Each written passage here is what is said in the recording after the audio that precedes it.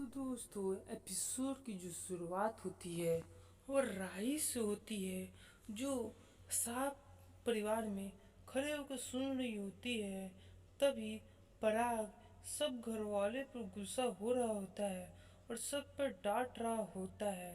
तो दूसरी तरफ अनुपमा मुंबई जा रही होती है, लेकिन जब वो जा रही होती है तो बा और दादाजी उसे जाने से रोकते हैं कि अगर तुम चली जाओगी तो हमारा यहाँ मन नहीं लगेगा।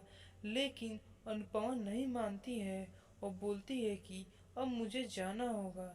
तो शाह परिवार में पराग जो है उस सब पर गुस्सा हो रहा होता है, क्योंकि उसकी जो बेटी है ईशानी उस पर सब दबाव बना रहे होते हैं। इसीलिए वो इन सब पर गुस्सा हो रही होती है। तभी राही ये देख रही होती है और बोलती है कि क्या अनुपमा यहाँ पर नहीं रहेगी तो हम सब सिर्फ क्या लड़ते रहेंगे? क्या उनके बिना हमारा कुछ नहीं होगा? तभी उसकी पत्नी आके कहती है कि तुम बीच में ना बोलो तो ही अच्छा होगा, क्योंकि ये अभी बड़े आदमियों का मामला है, अभी तुम बहुत छोटी हो। तभी राही पराग को समझाने लगती है कि आप तो यहाँ पे बहुत बड़े हैं, आप तो ये समझ सकते हैं कि हमें अभी लड़ाई करने की जिस समय नहीं करनी चाहिए। तभी अनुपमा वहाँ पर शांत करते हुए सबको कहती है कि अब मुझे यहाँ से जाना होगा, क्योंकि मेरे बच्चों को मेरी ज़रूरत होती है, लेकिन अभी मुझे खुद की ज़रूरत है। तभी घर में बवाल हो जाता है और जो लड़ाई जो होती है वो अपनी चरम सीमा पर होती है और वो धीरे धीरे लड़ाई जो होती है वो बढ़ रही होती है।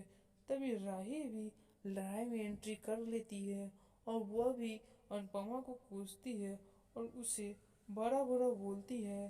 तभी राही को मन में सोचती है कि क्या अनुपमा नहीं रहेगी तो ये जो हमारा रिश्ता है क्या वो टूट जाएगा, क्या वो पहले की तरह नहीं रहेगा? तभी अनुपमा सबको बताती है कि भले ही उसे अपने बच्चों की याद आएगी, लेकिन उसके बच्चों को उसकी माँ की ज़रूरत पड़ेगी। लेकिन अब हमेशा वो अपने बच्चों के साथ नहीं रह सकती है, क्योंकि उसके बच्चों को भी खुद के पैर पर खड़ा होना पड़ेगा। तो दूसरी तरफ राही माही को समझा रही होती है कि तुम उसके साथ शादी क्यों करना चाहती हो? तुम तो जानती ही हो कि वो कितना भला और बुरा आदमी है। वो तुम्हारी जिंदगी को ख़त्म कर देगा। तुम तो उसके बारे में जानती हो वो कितना बड़ा धोखेबाज है। तभी माही कहती है कि सबने दूसरे को दूसरा चांस दिया था, इसलिए मैं भी उसे दूसरा चांस देना चाहती हूँ, क्योंकि मैं प्यार करती हूँ। तभी अनुपमा एक लड़की से मिलती है और उसे जोर से गले लगा लेती है अपने बच्चे को समझकर। तभी अनुपमा एक आदमी को देखकर उसे मारने लगती है, क्योंकि उसे लगता है कि यह दिग्विजय है, जो कि उसकी बेटी माही को अपने प्यार के जाल में फंसा रहा है ताकि वो उसकी भी जिंदगी खराब कर सके।